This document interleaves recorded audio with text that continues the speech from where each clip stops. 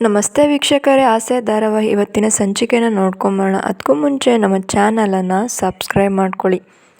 ವೀಕ್ಷಕರೇ, ಮನೋಜ್ ಇವಾಗ ಮನೆಗೆ ಬಂದಿದ್ದಾನೆ. ಮನೋಜ ಕೆಲಸ ಬಿಟ್ಟಿರ್ತಾನೆ. ಈ ವಿಷಯನ ಹೇಗೆ ರೋಹಿಣಿಗೆ ಹೇಳೋದು ಅಂತ ಅಂದ್ಕೊಂಡಿರ್ತಾನೆ. ರೋಹಿಣಿ ಅದೇನಂತಂದರೆ, ನಾನು ಕೆಲಸನ ಬಿಡಬೇಕಾಯ್ತು ಅಂತೇಳಿ ಹೇಳ್ತಾ ಇದ್ದಾರೆ. ಯಾಕೆ ಮನೋಜ್, ತಮಾಷೆ ಮಾಡ್ತಾ ಇದ್ದೀರಾ ನೀವು ಅಂತೇಳಿ ಕೇಳ್ತಾ ಇದ್ದಾರೆ. ಇಲ್ಲ ರೋಹಿಣಿ, ನನಗೆ ಕೆಲಸ ಬಿಡೋ ಸಂದರ್ಭ ಬಂದುಬಿಡ್ತು, ಅದಕ್ಕೋಸ್ಕರ ಬಿಟ್ಟೆ ಅಂತೇಳಿ ಹೇಳ್ತಿರ್ತಾರೆ. ರೋಹಿಣಿ ತುಂಬ ಸಿಟ್ಟಾಗ್ತಾರೆ. ನೀವು ಕೆಲಸ ಬಿಡ್ತಾ ಇಲ್ಲ, ಕೆಲಸನೇ ನಿಮ್ಮನ್ನು ಬಿಟ್ಟು ಕಳಿಸ್ತಾ ಇದೆ ಮನೋಜ್. ನಾನೆಲ್ಲೋ ನಿಮಗೆ ಕೆಲಸ ಸೆಟ್ ಆಗ್ತಾ ಇಲ್ಲ ಅಂತ ಅಂದ್ಕೊಂಡಿದ್ದೆ. ನೀವೇ ಕೆಲಸಕ್ಕೆ ಸೆಟ್ ಆಗ್ತಿಲ್ಲ. ವಾರಕ್ಕೆ 4 ಭಾನುವಾರ, ತಿಂಗಳಿಗೆ 4 ಭಾನುವಾರ ಇರೋ ಹಾಗೆ ನೀವು 4 ಕಂಪ್ನಿನ ಚೇಂಜ್ ಮಾಡ್ತೀರಾ.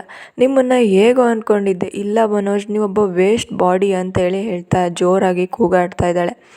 ಜೋರಾಗಿ ಕೂಗಬೇಡ ರೋಹಿಣಿ, ನನ್ನ ಮಾತನ್ನ ಕೇಳು ಅಂತೇಳಿ ಹೇಳ್ತಿದ್ದಾರೆ. ನನಗಲ್ಲಿ ಅವಮಾನ ಆಯಿತು, ಅದಕ್ಕೋಸ್ಕರ ನಾನು ಕೆಲಸ ಬಿಡಬೇಕಾಯ್ತು ಅಂತೇಳಿ ಹೇಳ್ತಿರ್ತಾರೆ. ಮನೋಜ್, ಅವಮಾನ ಆಗುತ್ತೆ. ನಾನು ಪಾರ್ಲರಲ್ಲಿ ಇದ್ದಾಗ ನನಗ್ಯಾರು ಕೂಡ ನನ್ನ ರೆಸ್ಪೆಕ್ಟ್ ಕೊಟ್ಟು ಮಾತಾಡಲ್ಲ, ಅವಮಾನ ಮಾಡ್ತಾರೆ.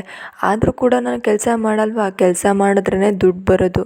ನಿಮಗೆ ಇದೆಲ್ಲ ಅಭ್ಯಾಸ ಆಗಿದೆ, ತಿಂಡಿ ತೀರ್ಥ ಊಟ. ನೀವು ಯಾವತ್ತೂ ಕೂಡ ಮೈ ಬಗ್ಗಿಸಿ ಕೆಲಸ ಮಾಡಬೇಕು ಅನ್ನೋ ಮನೋಭಾವನೆಯೇ ಇಲ್ಲ ನಿಮಗೆ. ಆ ಮನಸ್ಸೇ ನಿಮಗಿಲ್ಲ. ಹೀಗೆ ಓಡಾಡಿಕೊಂಡು ಆರಾಮಾಗಿ ಇದ್ಬಿಡ್ತೀರಾ ಅಂತ ಹೇಳಿ ಹೇಳ್ತಿರ್ತಾರೆ.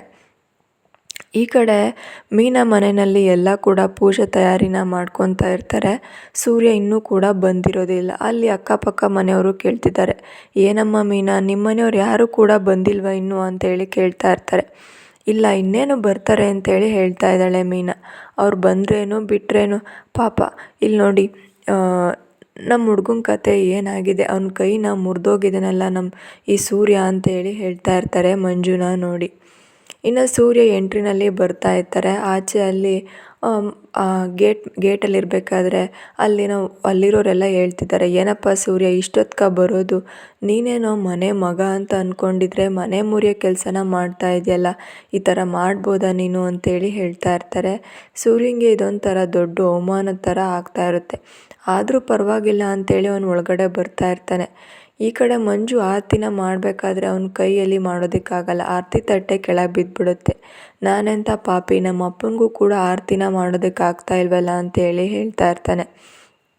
ನೀನಲ್ಲಪ್ಪ ಪಾಪಿ, ನಿನ್ನ ಹೊಡೆದಿದ್ದಾನಲ್ಲ ಅವನು ಪಾಪಿ, ಆ ಸೂರ್ಯ ಅವನು ಕೆಟ್ಟವನು ಅಂತೇಳಿ ಹೇಳ್ತಿರ್ತಾನೆ. ಅಷ್ಟೊತ್ತಿ ಸೂರ್ಯ ಕೂಡ ಬರ್ತಾ ಇದ್ದಾನೆ.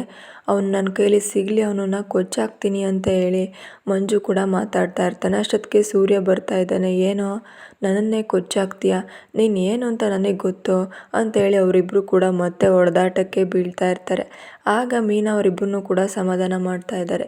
ಇದಕ್ಕೆ ಮನೆಗೆ ಬರಲೇಬೇಕು, ಇವತ್ತು ಪೂಜೆಗೆ ಬರಲೇಬೇಕು ಅಂತ ಹೇಳಿದ್ದು ಇಲ್ಲಿ ಅವಮಾನ ಮಾಡಿಸೋದಕ್ಕೆ ಅಂತೇಳಿ ಸೂರ್ಯ ಹೇಳ್ತಾ ಇರ್ತಾನೆ. ರೀ, ನನ್ನ ಮಾತು ಕೇಳಿ ಅಂದರೂ ಕೂಡ ಸೂರ್ಯ ಕೇಳೋದಿಲ್ಲ, ಅಲ್ಲಿಂದ ಹೊರ್ಟೋಗ್ತಾನೆ. ಇನ್ನು ಮನೆಗೆ ಬಂದಮೇಲೆ ಇಲ್ಲಿ ರಂಗನಾಥ್ ಅವರು ಹೇಳ್ತಾ ಇದ್ದಾರೆ, ಅಲ್ಲ ಸೂರ್ಯ, ನಾನು ನಿನ್ನಲ್ಲಿ ಕಳಿಸಿದ್ಯಾಕೆ, ಮನೆ ಮಗನ ಥರ ಅಲ್ಲಿ ನಿಂತ್ಕೊಂಡು ಕೆಲಸ ಮಾಡಿ ಬರಲಿ ಅಂತ ಹೇಳಿ.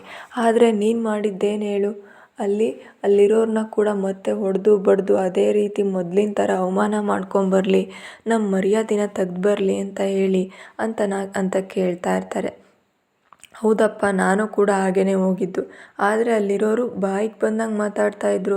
ಅವನೇನು ಚಿಕ್ಕ ಹುಡುಗನ, ಅವನು ದೊಡ್ಡ ಪಾಪಿ, ಅವ್ನು ಮಾಡಿರೋ ಕೆಲಸಕ್ಕೆ 4 ತದಕನ ಅಂತ ಅಂದ್ಕೊಂಡಿದ್ದೆ ಅಂತ ಹೇಳಿ ಸೂರ್ಯ ಹೇಳ್ತಿರ್ತಾನೆ. ಹಾಗಾದರೆ ನನ್ನ ತಮ್ಮ ಮಾಡಿರೋ ತಪ್ಪೇನು ಅಂತ ಹೇಳಿ ಮೀನಾ ಕೇಳ್ತಾ ಇರ್ತಾರೆ. ಸೂರ್ಯ ಏನೂ ಕೂಡ ಹೇಳೋದಿಲ್ಲ. ಅವರೆಲ್ಲರೂ ಕೂಡ ಅಲ್ಲಿಂದ ಹೊರಟೋಗ್ತಿದ್ದಾರೆ. ಇನ್ನು ಈ ಕಡೆ ಶಾಂತಿ, ಈ ಥರ ನಡೀತಾ ಇರಬೇಕು, ಈ ಥರ ನಡೆದ್ರೆ ಡೈವರ್ಸೇ ಬೇಕಿಲ್ಲ, ಈ ಮೀನಾ ಇಲ್ಲಿಂದ ಮನೆ ಬಿಟ್ಟು ಹೋಗ್ತಾಳೆ ಅಂತ ಹೇಳಿ ಅಂತ ಇರ್ತಾರೆ. ಈ ಕಡೆ ಅಂಗಡಿನೂ ಕೂಡ ತೆಗಿಸ್ಬೇಕು ಅಂತ ಹೇಳಿ ಯೋಚನೆನ ಮಾಡ್ತಾ ಇರ್ತಾರೆ. ಸೂರ್ಯ ಆಚೆ ಮಲಿಕೊಂಡಿರ್ತಾನೆ. ಅಲ್ಲಿಗೆ ಮನೋಜ ಮತ್ತು ರವಿ ಕೂಡ ಬರ್ತಾ ಇದ್ದಾರೆ ಮಲ್ಗೋದಕ್ಕೆ. ಈ ಕಡೆ ಈ ಸೂರ್ಯನ ಮೀಟ್ ಮಾಡಬೇಕು ಅಂತ ಮಂಜ ಬರ್ತಿದ್ದಾನೆ. 1 ಲಕ್ಷ ದುಡ್ಡು ಕೊಡಬೇಕು ಅಂತ ಹೇಳಿ. ಆವಾಗ ಚೇರ್ ಕೂಡ ಹಾಕ್ಸಿರ್ತಾನೆ. ಅವನ್ನ ಕೂತ್ಕೊಳ್ಳೋದಕ್ಕೂ ಕೂಡ ಬಿಡೋದಿಲ್ಲ. ಮತ್ತು ಅವನ ಹತ್ರ ಜಗಳ ಮತ್ತು ಗಲಾಟೆ ನಡೀತಾ ಇದೆ.